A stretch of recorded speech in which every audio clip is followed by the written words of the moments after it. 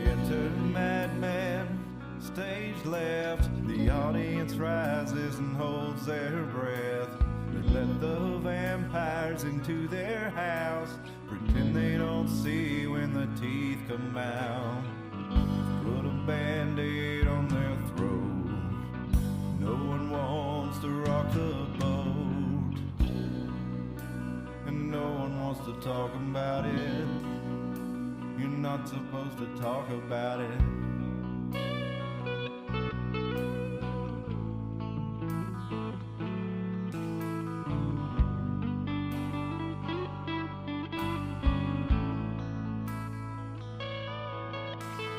The curtain rises and the players come out.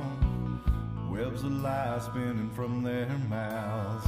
Stop looking, listen for a little while. Pay no attention to the men behind the curtain. Just look away when you see the blood spurting down to a steady drip. I promise to leave you a little bit. I'll be back for another drink tomorrow. I love the taste of your terror and your sorrow bathing in your blood. It's never enough. Program reality, double think duality, put upon the face of all mankind. Our numbers up and the dead holding sign. Go along to get along in the tide by the siren song. The nights are empty and the crypts are cracking open. The hordes upon you and you stand there frozen, waiting for the word. Stand in line and wait your turn. Don't follow the strings to find out who is pulling. Just drink your poison, keep on laughing and drooling, eating your own flesh. The master always knows what's best.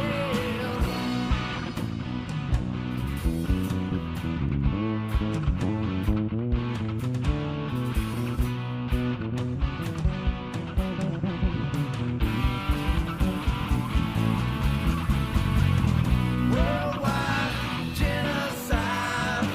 The overlords of hungry parasites. They point the finger and the eagles fly. Raining fire, children die.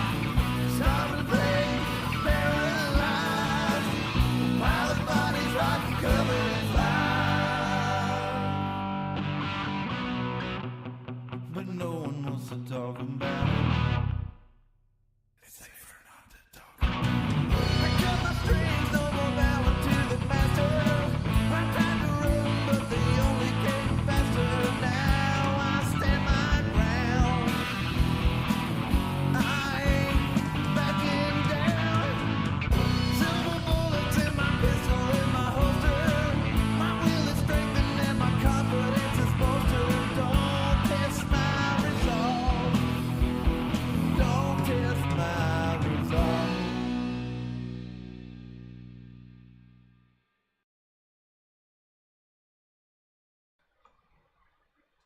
Hello, everybody, and welcome to the Iron Mountain Hour. It is Thursday, May the 2nd, 2024. My name is Cliff. I'm coming to you live from Carter County, Tennessee, here at the foothills of the Iron Mountain. So glad to have you with us. Dalton's already in the chat. What's happening? What's AB? Looking good in that chat. It's a very sexy chat room. Glad to have y'all with us tonight. So, Aaron Armageddon should be joining us here directly. He had a late day at work, so he's going to hopefully be Skyping in a little bit, because this was really one of his stories that he was most interested in and that he really wanted to keep following was the Sean Williams case, and he's been wanting to discuss it, so hope he can make it to us here in just a little while. But I'm glad you did. Let us know what you think. King Neptune, Dalton says. Let us know what you think in the chat about any of these stories. We're also going to talk about some weird stories in Greenville. You know how we had a lot of official, we'll say, I don't want to say corruption because we don't know, but we had some officials resign in disgrace, I guess, or retire in disgrace, take an early retirement at the beginning of the Sean Williams saga, which we'll get into that a little bit later tonight. But also in Greenville, they seem to have a whole issue with people working for the city and county government getting into trouble down there, and so as we'll see here in just a minute, it seems kind of like there's like somebody needs to be held accountable for their hiring decisions at the very least. So we got this new story here from yesterday in Greene County. It was a former Greene County Board of Education member, and he pleaded guilty to official misconduct. Okay, well, I was pretty interested in what that actually was. And so, as I read on in the WJHL article, I found out he was going on probation for a year, and he pleaded guilty so he won't be allowed to hold office, vote, or own a firearm. I don't know if he gives up those rights forever or for just a year. I'm assuming he pretty well has resigned those rights. But anyway, he resigned from the school board back in April, saying his health was declining.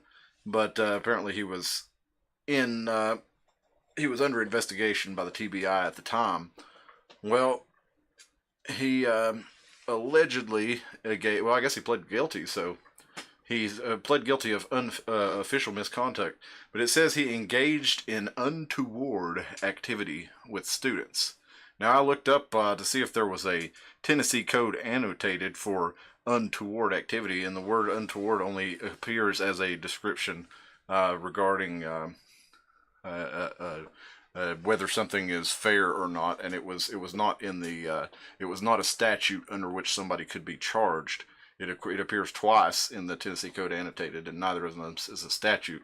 So I was interested in what this untoward activity was, and I found a little bit more. Don't remember exactly where I found this. I think it was maybe WCYB, but got into a little more detail and found that he had engaged in untoward activity, abusing his position with an exchange student.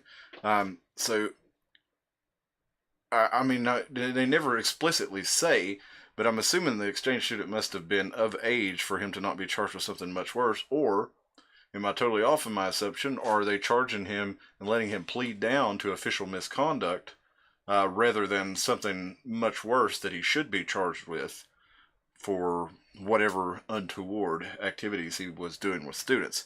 So, are these students underage? We don't know. They don't give us that information. So, you'd think that's something that they would put in the article or that somebody would ask. But that's not the only issue they've had with things like that. We've got this story from back in November in Greenville. Former Greenville youth football coach pleads guilty to aggravated statutory rape. I didn't ever heard about this one back then. But these stories used to make national news. You remember when it was, it was every few years or so, you'd see some, 25, 30-year-old teacher, good-looking female teacher, who was being abusive to, young teenagers, 13, 14-year-old boys. And this is one of those cases in Greenville. Miranda Stevens she pleaded guilty to 5 counts as aggravated statutory rape. And she was a football coach down there and had an inappropriate relationship with a 15-year-old boy when she was 42. Okay, but Stevens get this. She developed an intimate relationship with one of the juvenile football players. She was charged with aggravated statutory rape. She served 100, and she's going to serve 180 days incarcerated, and then she'll be eligible for release. So she could, go up to.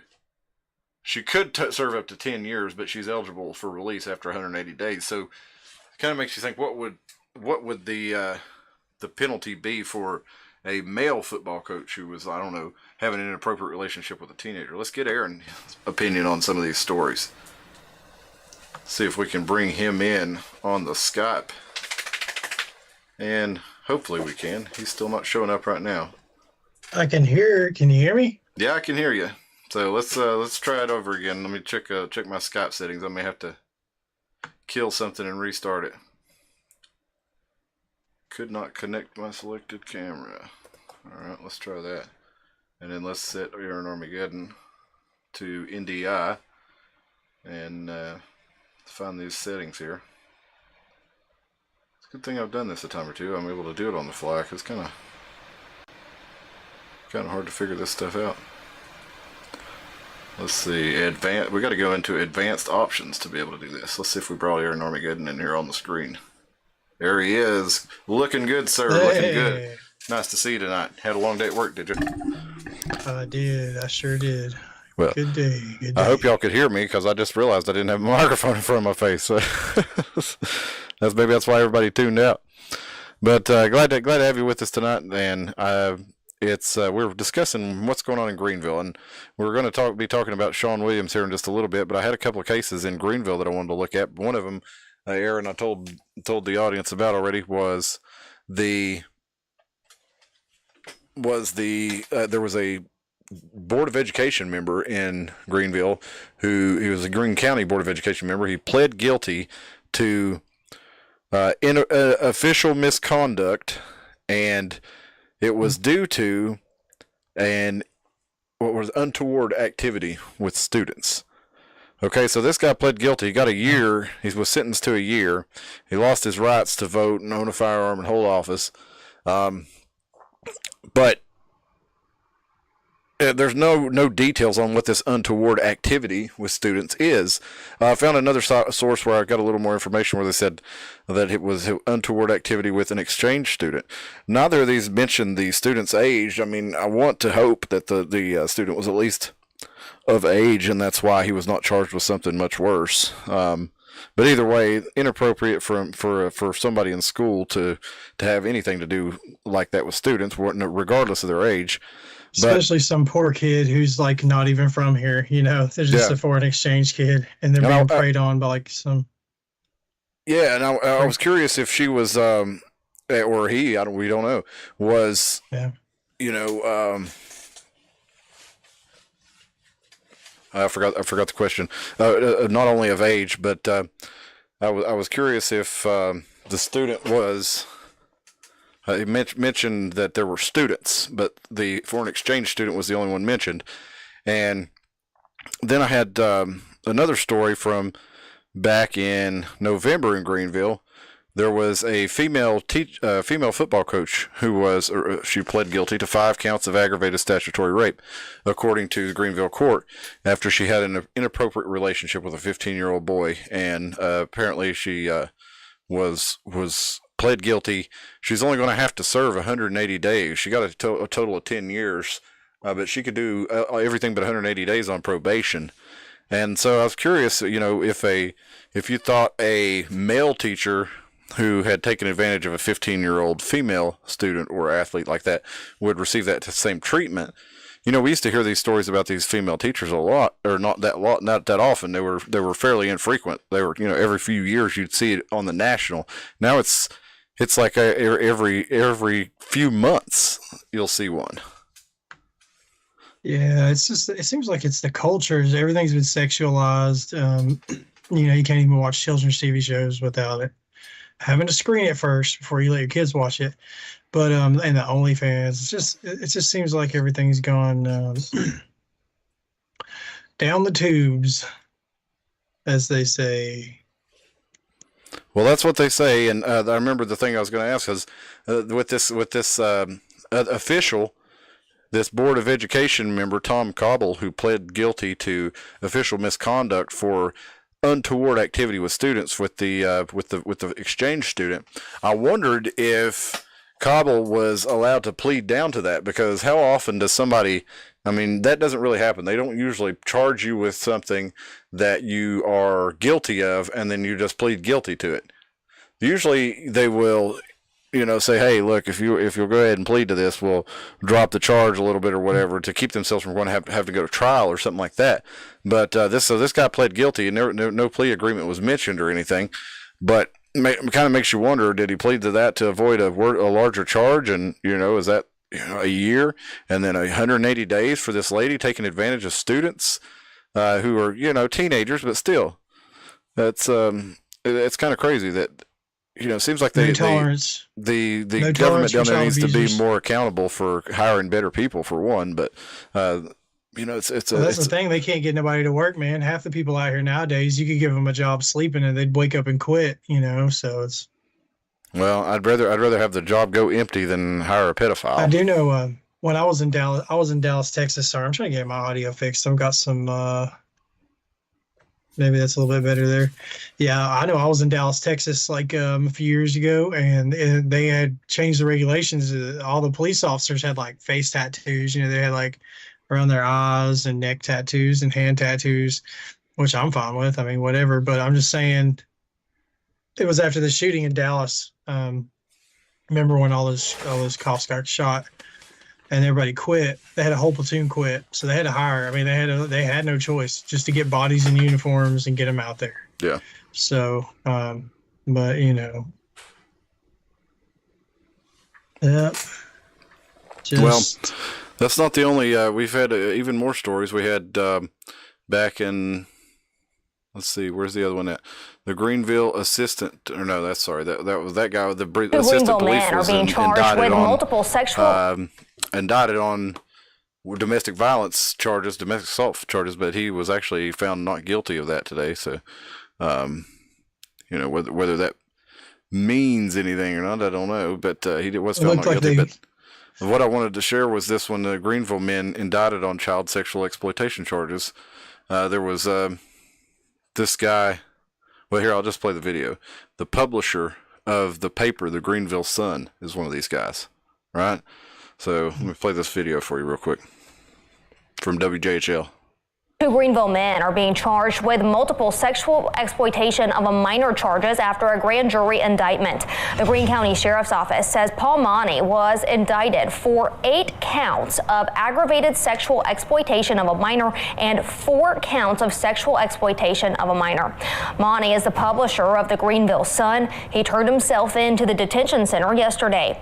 24-year-old Anthony Charles Rowe was also charged after a separate internet crimes against children investigation. Rowe was reportedly arrested on October 21st after a Greene County grand jury returned an indictment for 28 counts of sexual exploitation of a minor. Adams Publishing, the parent company of the Greenville Sun, did release a statement to News Channel 11 about Monty. That statement said in part, "Our news organization will handle this story as we would any charges of this nature involving a community leader," end quote. So that's an awful lot of community leaders just within the past, 6 months, right, in Greenville down there. What's got going on? Well, that's also the place where Sean Williams was escaped from his federal custody. So I thought tonight would be a good night to look back at the Sean Williams story. Aaron, I know you've been wanting to talk about this, and so I thought it'd be good to do a recap and start from the beginning. And so I'll kick it off with something one of the craziest parts about it is how this all got started. So back in, I think it was September of 2022, there was a woman who fell out of, we don't know how she ended up, but she came out of the 5th floor window of Sean Williams' apartment in downtown Johnson City, right? This is like something out of a movie. This girl just hits the ground and she didn't die. But when they were investigating this, they actually uncovered they got a warrant to go into Sean Williams' apartment because that's where she fell out of, and they found a gun safe in there, right? And this guy's a felon and he had guns. So the Johnson City Police were they had a liaison with them named Kat Dahl. She worked for the federal government, for the Department of Justice. And her job was to try to find federal charges that they could get on local arrests that were made. So she is intending to charge him with the possession of a firearm charge as a felon in possession of a firearm and ammunition. And she went to do this indictment, right, and ends up she gets fired because while she was setting up this indictment, she heard, and after the girl fell out of the window, there were stories from several women around the area that they had been drugged and sexually assaulted in Williams's apartment by Williams. And so Kat Dahl, the Justice Department liaison, pushes the local police department to investigate Sean Williams for these sexual assault cases.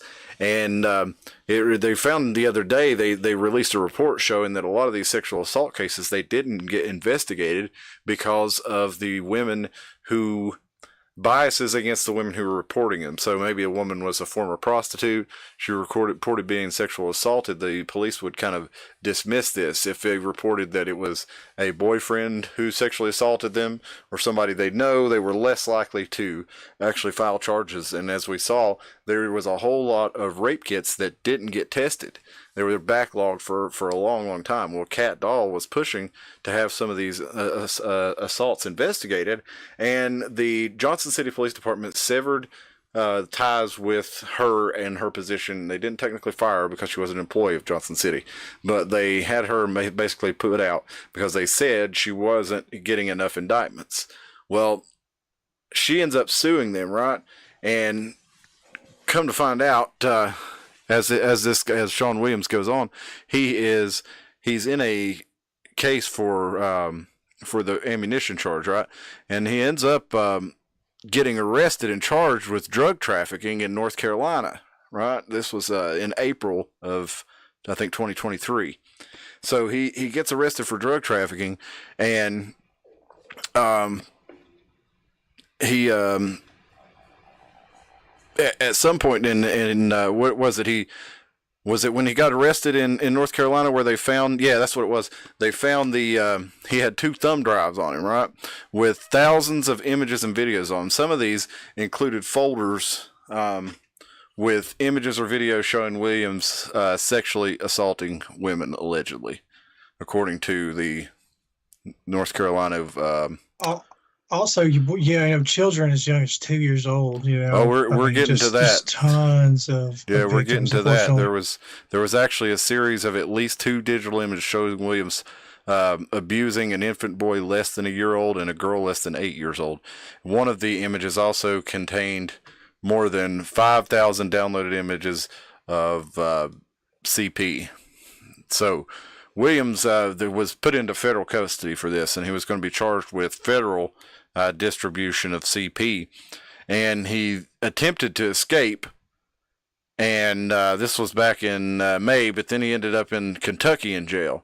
Well, they brought him down to Greenville for the federal court case, and that was when he escaped from the federal van. It was federal custody he escaped from, wasn't it, Aaron? Yeah, it was being Tell us about transported that. down from. Yeah, apparently, like right before he gets to the courthouse, and there was keep in mind, there was a guy in the van. There was another inmate in the van with him. You know what I'm saying? And there was 2 guards in the van. And supposedly he gets out of all of his shackles and waistband and all this stuff he's supposed to have had all that on to be transported like that to federal court. Mm-mm. Unless the guards weren't doing their job and they just underestimated this guy or whatever. We don't know how he got out of the van. We don't know. But now they keep pushing it off. No attorneys want to touch it. And he's doing this intentionally. He's doing it intentionally because it's just he's a greasy piece of trash. Well, we've got an update for that here in a little bit. Let's tell us what happened after he escaped from custody. He escaped and was on the run. They found him down in Florida. Their name was Tallahassee, I think. They had found him and he was fleeing, and he went down to Florida, where apparently I guess he was born in Florida apparently, but he escaped escaped out of the van and got loose and was down in Florida, and the Florida Canine Unit found him in Tallahassee and brought him back to justice where he belongs. He belongs on the long end of a rope. He should have been there a long time ago. He's just a monster. He's no different than Freddy Krueger, he's a monster. I don't care to say it. I'm not going to say any names out of respect for these women, but I know several of the women that he harmed. I used to live downtown in a different building, not in his building, but in a different building. And I've heard all kinds of horrible stories. And me and him didn't like each other. He was trying to drag a friend of mine. She was so drunk, she didn't know up from down. But, I was a bouncer downtown Johnson City for years and years. She reminded me of this. She said, "Do you remember that night?" He had, and she said she was dizzy too. And I guess somebody had roofied her or something. But he was trying to lure her back, take her back to his place. And she saw me and started yelling. And I went over there, intervened, and he tried to he's like, "What are you doing, bro?" He tried to act like he's his girlfriend. I was like, kind of shoved the guy back, and um, was like, "No, I know her very well. This is a very good friend of mine, and you're not her boyfriend. She doesn't know you." And she was terrified. The guy had her by the arm and stuff, and was like trying to force her back. But I had intervened there.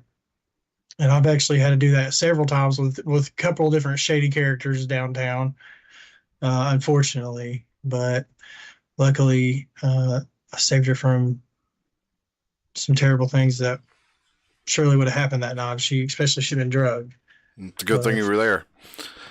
I had, if I recall, it was a News Nation broadcast. Watch your drink. And guys, you don't even have to be a girl. Just watch your drinks, Anytime you're in public, don't leave your drink alone. Take it to the bathroom with you. I know it's gross, but put something over it.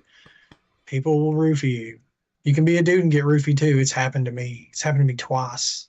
Like literally almost had to go to the hospital one of the times at the bar I worked at. And I think it was because I got a girl sitting near me's drink. We go back to the bathroom, and I ended up, her drink was near my drink, and I don't know if they either put it in the wrong one or they meant to put it in hers, but I was roofied too. And for legal reasons, I won't say the name of the bar, but it's a pretty big bar downtown. Well, I've had experiences like that too with people having drinks spiked in downtown Johnson City. Like I said, I didn't even realize people really even watched News Nation, but apparently News Nation did a story on this on their national channel, and it was seen down in Florida, and that's how the police knew that Sean Williams was down there when were able to apprehend him. There was also, I thought it was pretty interesting that the federal courthouse and where all this happened was in Greenville, and we have all these it's not like super high ranking official, but it's like Board of Education member, football coach, government officials, the Greenville, the newspaper publisher, all these these are like high ranking community members. If they're not the elite of Greene County or anything, but these are smells like a cabal of pedophiles, if you ask me. It's almost like that, isn't it? It's like did somebody in one of these positions is this a network that's connected? I don't think so. Just because it was a different agency in a different state when he escaped. You see what I'm saying? But that's not to say that he was. It's just crazy. Well, what I'm saying is if there's a network between, it wouldn't just necessarily be Johnson City. If you can imagine the kind of network we talked about where there was blackmail and payoff, this thing probably extends outside of Johnson City. Well, they'll put those people. They want vulnerable people in positions of power. Do you know why? Because they're going to do. You know why? Because they're going to do what they tell. Yeah, exactly. Like, oh, you remember last April when your wife, you told your wife you had to go on that business trip and you didn't. You and your buddies went to Vegas and you did some things you shouldn't have done or whatever. You know what I'm saying? That's what they do. Remember when you went to Puff Daddy's party? Yep. You got really drunk and then, yeah. But Puff Daddy and Sean Williams and Jeffrey Epstein, they'll let these guys operate as ops to get intel. They want to get, like you said, for blackmail and control, they don't want people in there who are independent thinkers, who are good people, who they don't have dirt on. You see what I'm saying? No, you can't be clean. They don't want clean people in there. Because then if they have to take them out, then they become a martyr. Greenville folks, Steph and Lee down there, y'all, do what you can. Get some good people arrested. Get some good people elected down there in the community. Who knows though if it's this machine? It's kind of like they got a grip on the local politics, and it's like is voting are they going to let you even vote your if you get somebody that's better, they even going to let you vote them in? Is that person even going to be able to have a difference? Hey, what's up, Unibluffer? Sad people don't do that, but they don't have shit on government poisonous from all angles, and no one cares or nothing cares. Yeah, you're right. Well, I noticed the Unibluffer when they passed this the chemtrail bill that takes effect in July here in Tennessee that bans chemtrails, it only mentions banning chemtrails for the effect of geoengineering or trying to control the temperature, trying for cloud seeding, weather modification. That's the only application that it actually mentions banning it for. So, like I've said many times, that I mean, there is some of that going on, but I think it's a whole lot bigger agenda than trying to affect the climate. I think that whatever they are putting in those chemtrails, that's spreading out, that fibrous, looking strands and whatever it is that spreads out all over the sky. I think that's something that they want us to have inside us, and it may not even be.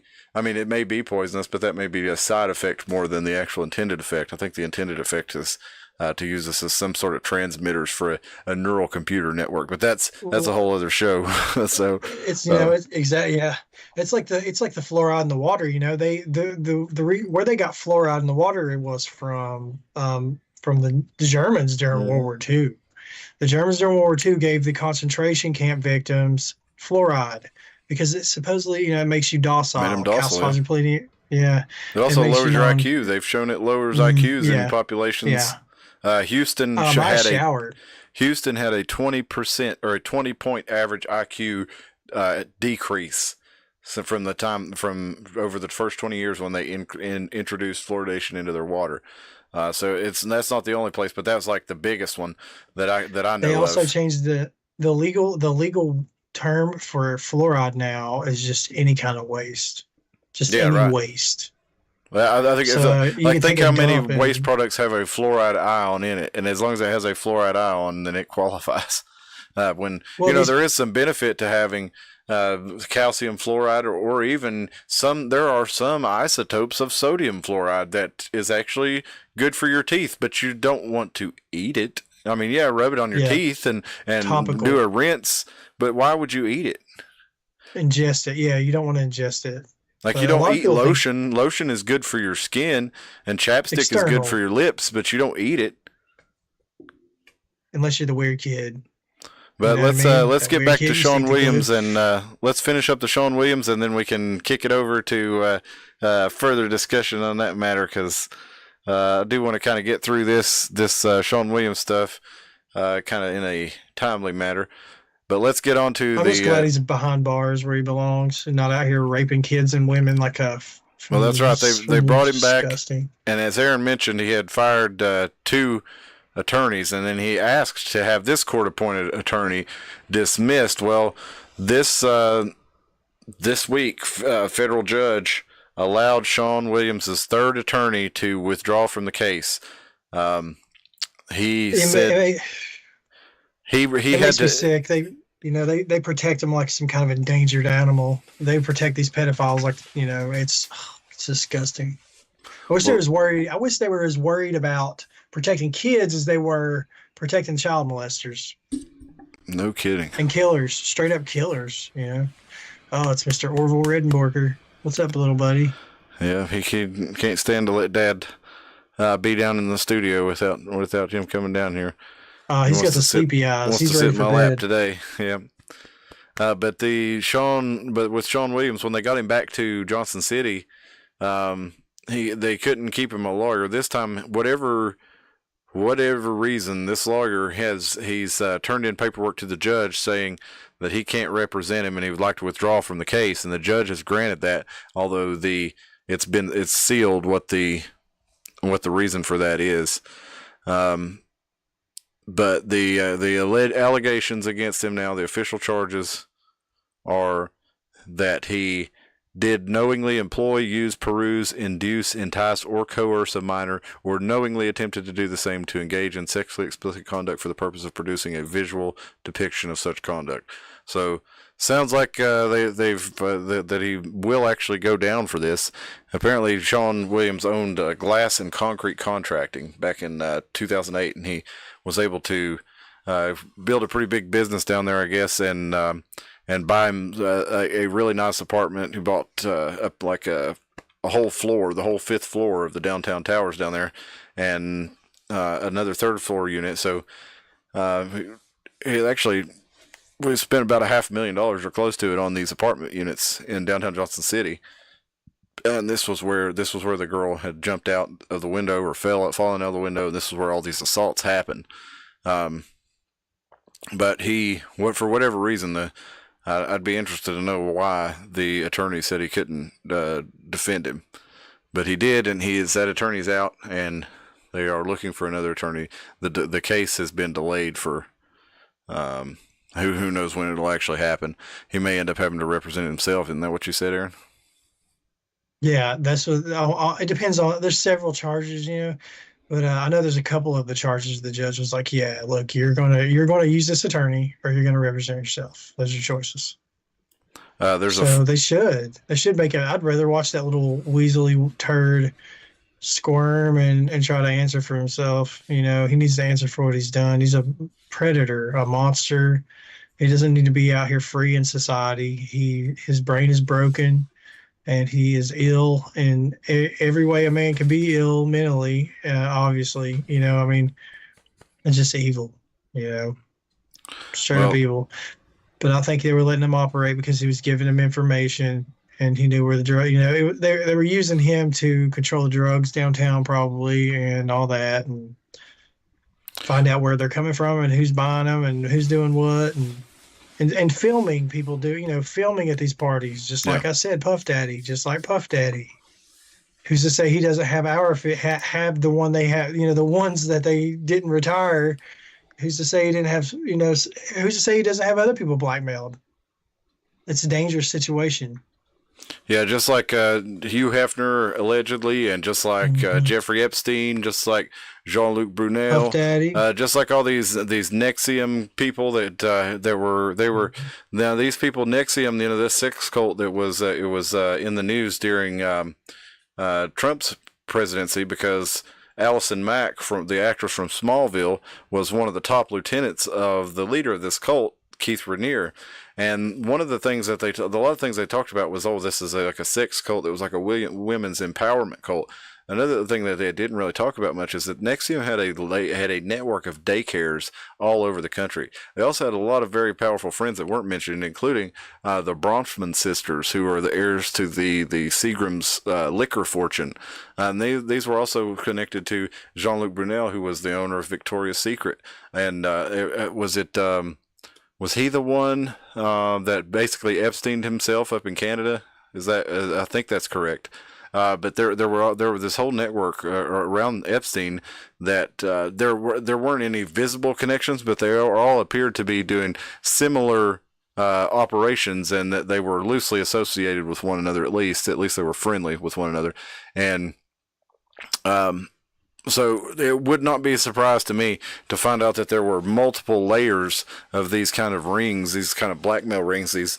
That's the best currency you can have, really. If you can catch somebody doing something that will not only make them reviled from society, like it used to be enough that you could catch a politician cheating on their wife, and then you could blackmail them with that. But that doesn't even work anymore. That scandal. It's so the president of the United States was caught cheating on his wife, and nobody even cared. Everybody even thought it made him cooler.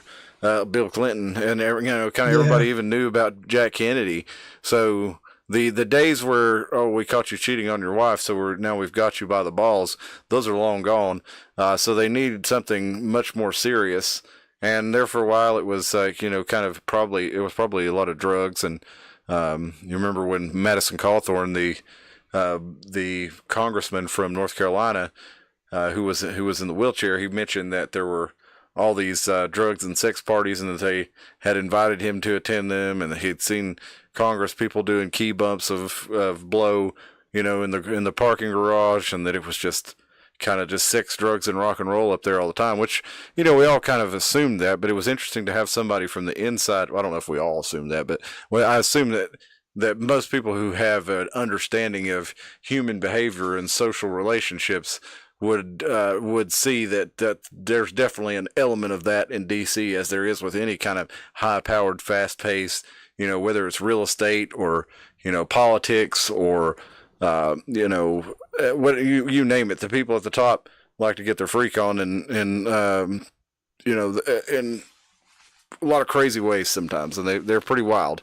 And a lot of times, psychopaths or people with psychopathic tendencies tend to rise to the top of these sort of fields because it takes a certain drive, a certain lack of empathy, and a a certain energy level to be able to do this. So it's not surprising to me at all that we hear these kinds of stories coming out.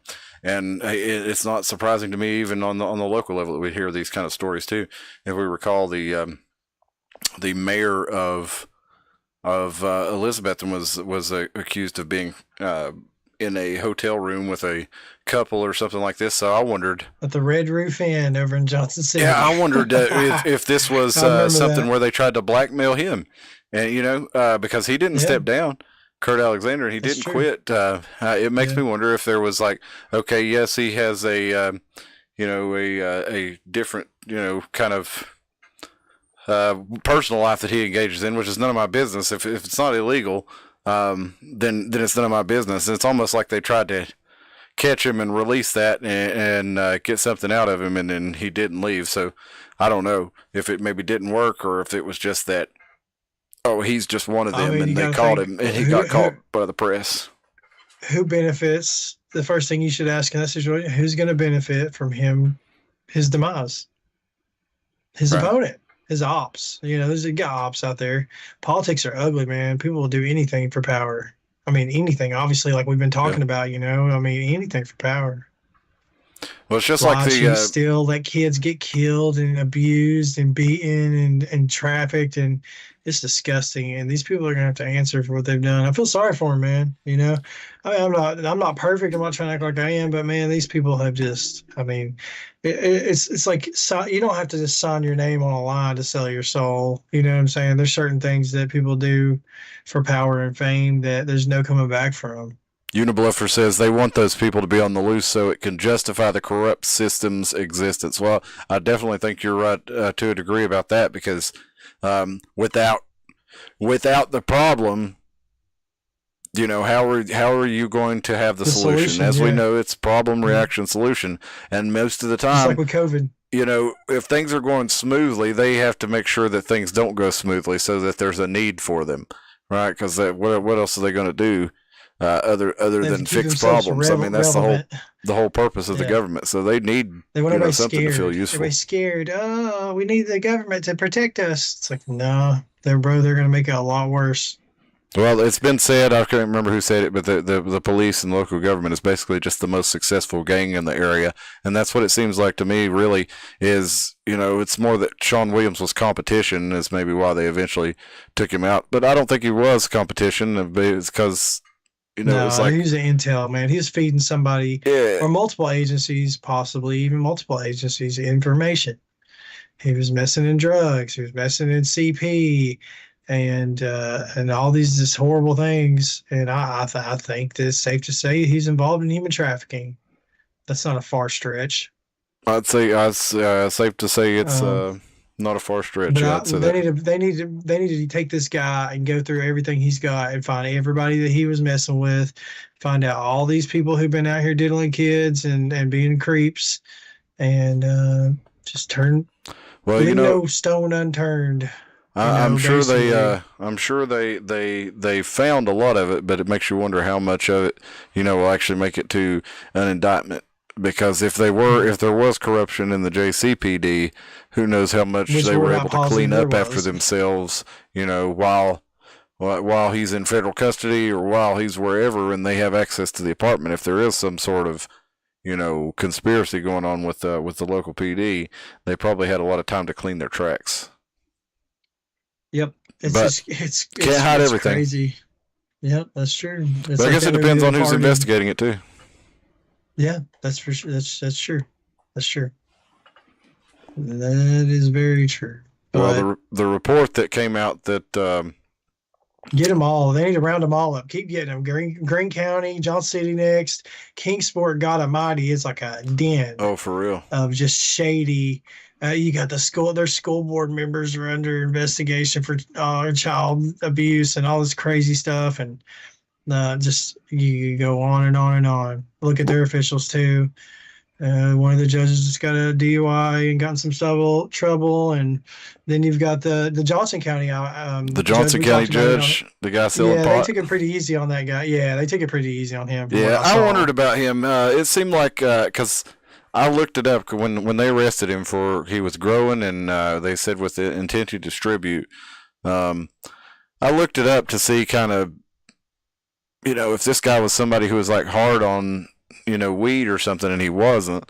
And he seemed like, okay, there's all kinds of people all over the country investing in weed and growing weed and all this stuff, and it's almost like, I don't know, man. It's $1 trillion industry. Yeah, it's just crazy that do you have to worry about this kind of stuff that it's got to be the largest growing industry on earth. Yeah, has to be. They don't want hemp coming back. They don't want it because it's going to put all these companies out of business. You can make concrete with hemp. Hemp can feed you, clothe you, and put a roof over your head. You can make plastic out of it. That's a big part, because think of all the plastic is made of petroleum almost. All the ropes and sails on the Mayflower were hemp. The Constitution, the Declaration of Independence was written on hemp paper. Sure was. If you go back to the 30s, there was who was it? Was it William Randolph Hearst that owned that was teamed up with Harry Anslinger to basically shut down hemp because hemp was going to be allowed to make paper with it. So they were going to make paper because they found that new tool or new machine that was invented to be able to sort hemp a lot faster. So they were like, oh man, we're going to be able to make all kinds of hemp paper. So William Randolph Hearst, if I remember correctly, is who it was. He owned a lot of forests that were used for paper. And so he stood to lose a lot of money from them switching over, among other things, along other investments that a lot of his friends had. So they were able to convince the public with things like the Reefer Madness video and they started perverting it. That's where the term marijuana came from. The term marijuana was created to make Americans feel like that it was a dirty thing that Mexicans do. You see what I'm saying? Yeah, that's what it was, yeah. Marijuana is a slang term in itself. The proper term is cannabis. But even the term marijuana is being used in laws is just ridiculous. It should be called what it is, which is cannabis. Yeah, like marijuana was like a slang word for like trash Mexican tobacco, wasn't it? Yep. Just to make people feel like, yeah, exactly. They tried to like demonize it, and because like for reasons like you said, it can put a lot of industries out, just wipe the industries out. But the world would be healthier and cleaner with it. And the thing is, it could be a lot more decentralized because you can grow hemp anywhere. Mm-hmm. I think you can grow hemp in all 50 states, can't you? At least, I'm pretty sure you can.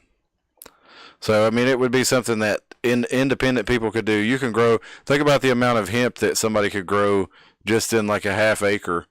How much, and the thing is, it grows every year too. It comes back every year, so it's not like a tree. 0.03 or 0.3%.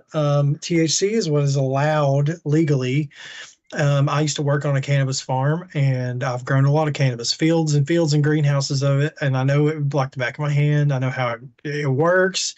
All the cannabinoids in it. There's hundreds of cannabinoids in it. It's really hard. I've still got calluses on my hands from shucking it.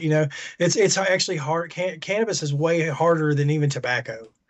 I mean, it'll wear you out. The stalks and the stems alone will put calluses on your hands if you don't wear gloves. But you can do so much with it. You can make the strongest. It's one of the strongest natural fibers on earth. And they can use the stems and stalks. There's every part of the plant that you can use. Abraham Lincoln he said this is one of his favorite things to do at the end of the day was sit on his porch and smoke his sweet hemp. And again, like I said, there was a huge industry for it, and like you said, it could put out the paper industry. Dude, Gandalf the Grey smokes it. Gandalf the Grey, George Washington, and Abraham Lincoln can't be wrong. And the aliens, we can throw that one out there. Prove us wrong. Prove us wrong if the aliens don't use it. Well, but we do have those endocannabinoid or endocannabinoid receptors that we have, and we also have nicotine receptors in our brain. Did you know that? Yeah, nicotine is more addictive than heroin. Nicotine is the most addictive thing on earth. And raw nicotine, one drop of it, you can kill somebody. But there's also natural nicotine, like in an eggplant. Do you know an eggplant has a lot of nicotine in it?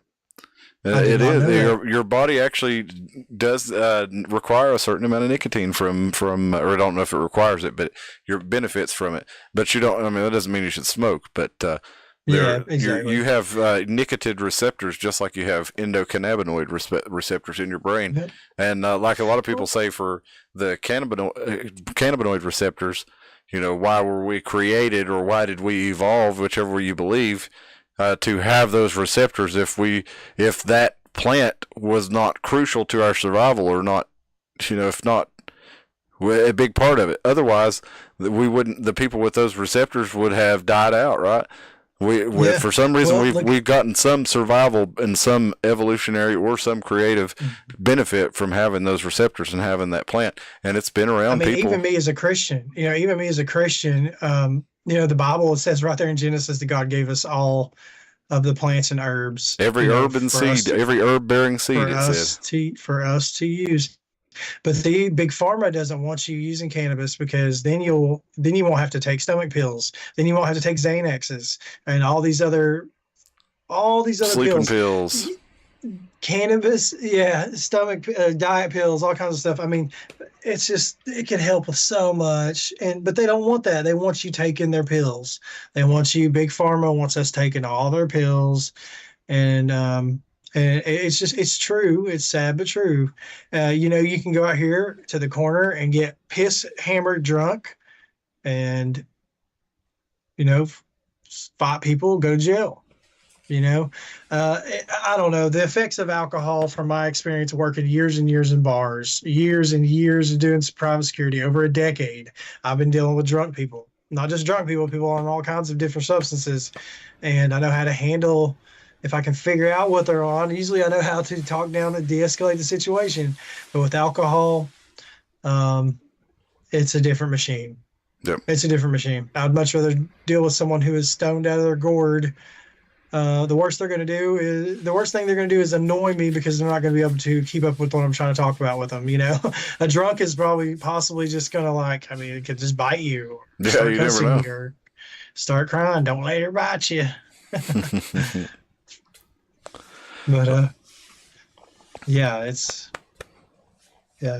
a wild world. It's just going to keep getting crazier and crazier as we go. But it's been horrible, but it's definitely been entertaining. Also, I will say that it's not stagnant. You got to give it that. There's, all we can do is make it day by day. Everybody harps on me about always talking about the end of times, but I'm not worried about it. Honestly, I'm really not, because I've got, myself squared away. And it was that's not the worst thing. The best thing that could happen, honestly, from my perspective, is that Christ would come back, or the world, it would end, because then we don't have to be here anymore and go to paradise. So no, I don't want people to think that I'm always harping in a negative manner about the end of the world, but you should be prepared. We should always be prepared. Don't be the one caught with your pants down when that stuff happens, especially if you got kids. What's a pack of ramen noodles? You can get a whole big old thing of ramen noodles for less than $5, 12 packs of ramen noodles. Every time I go to the grocery store, I'll buy a pack and I just store them away. I've got cabinets full of ramen noodles and just all, just storable food, just stuff that's going to last. Honey, beef jerky. This is the calm before the storm right now, because this summer is going to be lit. I mean, it's going to be crazy. It's just, like I said, it feels like the calm before the storm right now. I feel like any second something could pop off. Well, election years are always wild, but it's kind of weird now with it's almost like, do they want, because wildness in the streets is almost going to be like, that seems like that's going to be beneficial to somebody like Trump. So we'll just have to see how that happens. But they wanted to bring in martial law. They want to bring in martial law somehow, and if they James O'Keefe actually has a massive story. If you guys follow O'Keefe Media Group, check out James O'Keefe when you get done watching this podcast, because apparently he had something. If you go on my X account at Iron Mountain HR, I've shared the story on there. Sorry to interrupt you, Aaron. No, you're good. Well, I didn't even really figure out what the full story was, but apparently it was like a big thing that was supposed to be coming out soon. Well, the story was there was a CIA guy on camera. He went on a date with a chick, and she was wearing a hidden camera for OMG media. He keeps busting these people. It's like they know. And they were bragging like Do it this anyways. guy's talking about how the CIA's keeping all this information from Trump and how they are still spying on him and are spying on his ex-wife, and so they can. And he's talking about how, well, we pretty much just spy on everybody all the time. We can take whatever information we want. So definitely go check that out. There's a lot of interesting stuff in that, and we will talk about that more.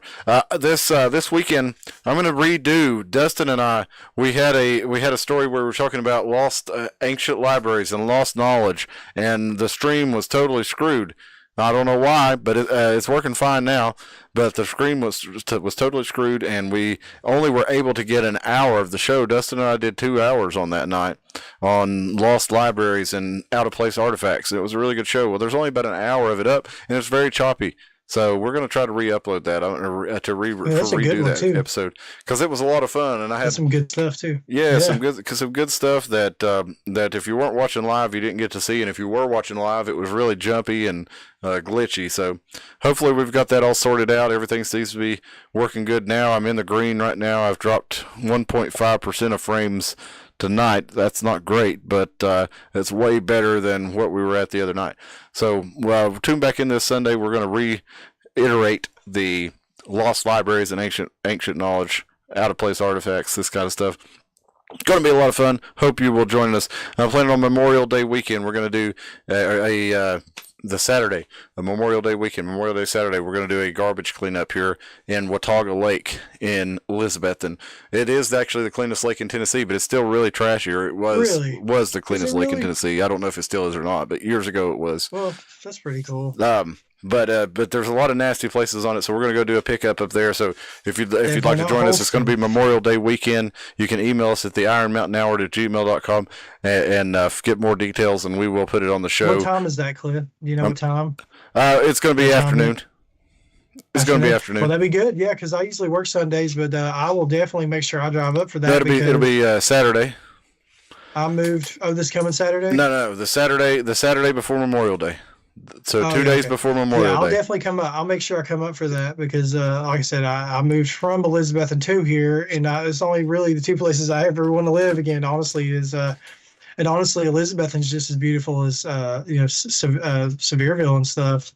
It just doesn't have all the tourism and stuff. But the views, the Blue Ridge Parkway is just, I mean, it really is a beautiful area. It is. And we're lucky to be here, man. We really are.